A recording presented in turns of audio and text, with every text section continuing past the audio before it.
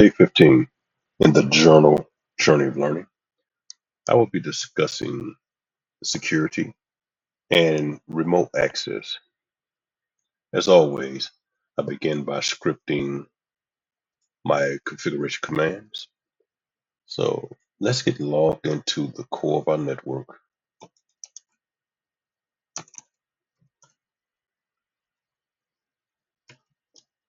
And let's go into configuration mode.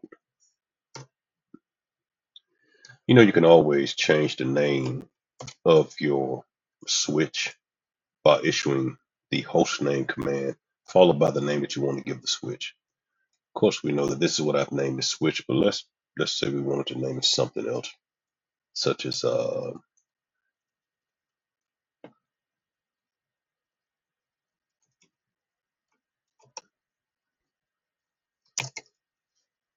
let's call it the big switch. And as we can see, the name of our switch has changed. Of course, you would have to save those commands in order to retain those later. Let's move forward with the security portion. In securing our network, we don't want anyone to be able to just come in and start connect the console cable and begin making changes to the network or remotely doing so. So the first thing you want to do is to add an enable password. So enable password and then specify the password. Of course, you don't want your password to be as simple as what I placed here. This password just says hi there. It's just for examples. You want to place a complex password. You want to always use complex passwords with whatever you have, whether it's email or your switches, routers, um, various accounts you have on the internet. So enable password. So if anybody wants to go into enable mode, they will have to use a password. And that password is hi there for now. Next, we want to add an enable password, an enable secret password. So we're going to enable the secret password by using the enable secret and then the password. Of course, you would not use ice cream. That is not very secure. Always remember using the secret password overrides the enable password. Let's copy and paste that. The next thing we want to do, if someone did happen to gain access, we do not want people to be able to just simply view those passwords in plain text like so. So we want to encrypt our password, and we do that with this command, service password encryption.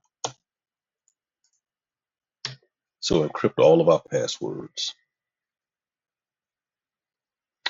The next thing we're going to do is move to the remote access portion of the video. But before we do that, let's take a look at those passwords. Let's do a show run pipe include password.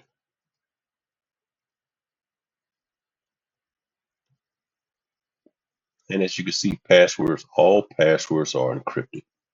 They're not in single text. Let's clear that. Okay, so if someone was to connect to our switch via console cable, we want to secure that console connection. And we can do that with this line of code here. So line console 0. We want you to be logged out. We don't want just an open connection. Perhaps something happens, you connected to the console cable, something happens, and you walk away to go and take care of something, and the console is just available for anybody to come up and start doing things. If you are inactive for 1 minute and 30 seconds, you get automatically logged out with this command. The password for the console cable is hello there.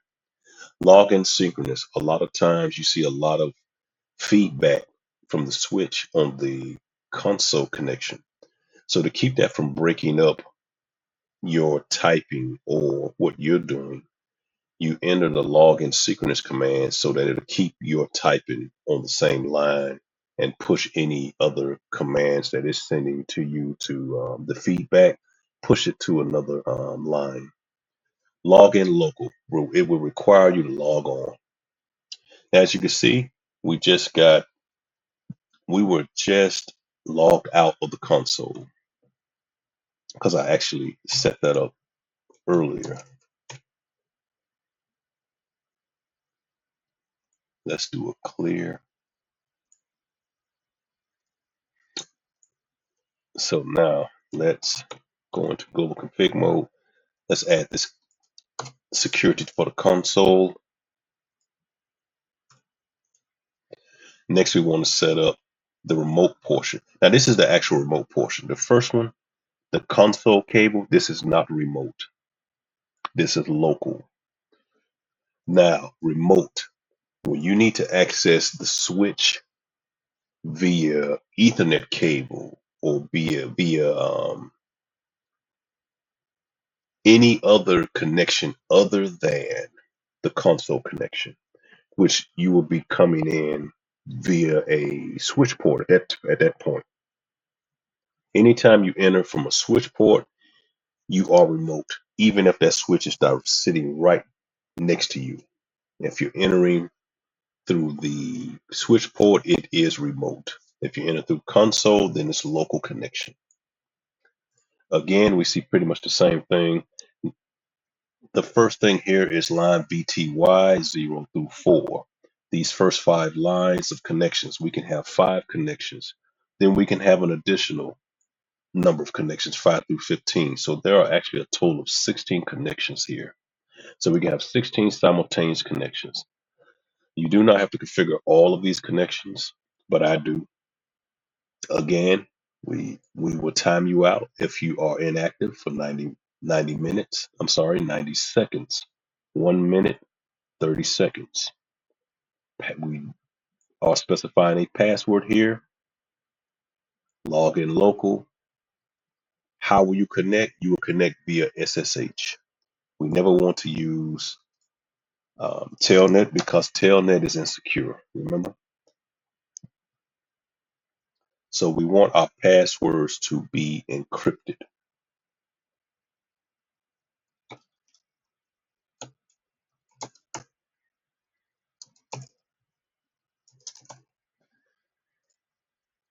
And we're going to show you how to.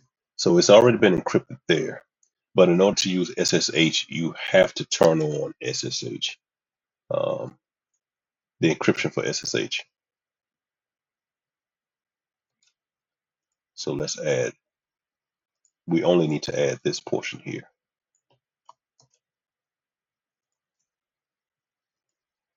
So now we have remote access.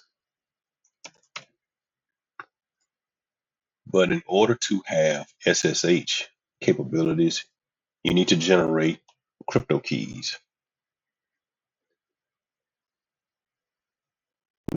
That with crypto key generator.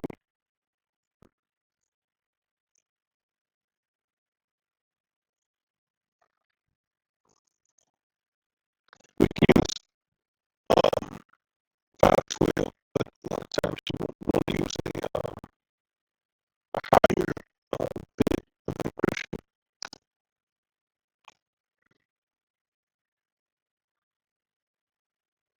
And we also want to create some users so that when you try to log in via SSH